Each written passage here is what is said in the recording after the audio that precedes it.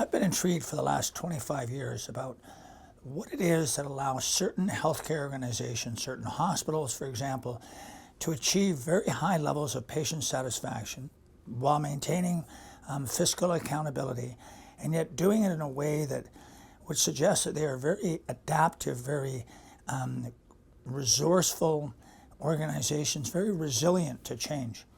And as a result of my doctoral research, I'm very excited about the fact that I've been able to, I think, isolate, using complexity science as the framing theoretical background to it, 7 factors that facilitate that kind of emergent change that is so evident in adaptive systems.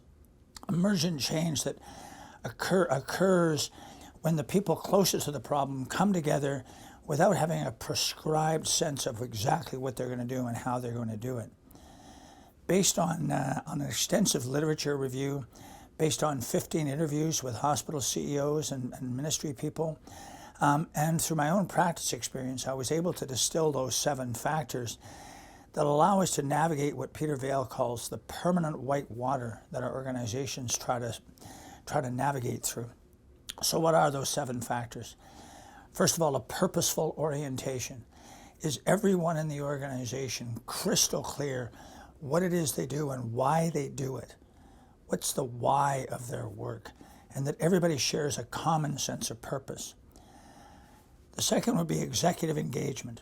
A highly engaged, highly visible, yet non-manipulative, non-controlling executive team that people know, people recognize, and that people feel supported by. Collaborative decision-making structures. So collaborative care models and structures that allow people to get together across disciplines, across professional boundaries, but also allow them to work to the full scope of practice. And with that, collaborative quality, that quality measures are not imposed from the top down, but rather emerge naturally out of the work that's being done. A culture of experimentation. This is where ideas like positive deviance have had a tremendous impact on certain hospitals. How do we let people at the bedside that understand their context and their situation best? Do we create the culture that allows them to create the quality benchmarks that serve them best? And within that culture of experimentation, do we have a culture that would be called safe fail, a term that Brenda Zimmerman uses? In other words, a culture that says it's okay to make mistakes, it's okay to try new things as long as we're learning and moving forward all the time. Intentional learning structures, ensuring that people have the opportunity, the systems and the processes in place that allow them to learn. There's a critical element that as an organization, we're not just talking about being a learning organization, but we're actually embodying that and living that out. What I found in a series of focus groups after the fact was that it wasn't any one of these factors that was vital. It was the combinatory nature of them, the way that they all played out.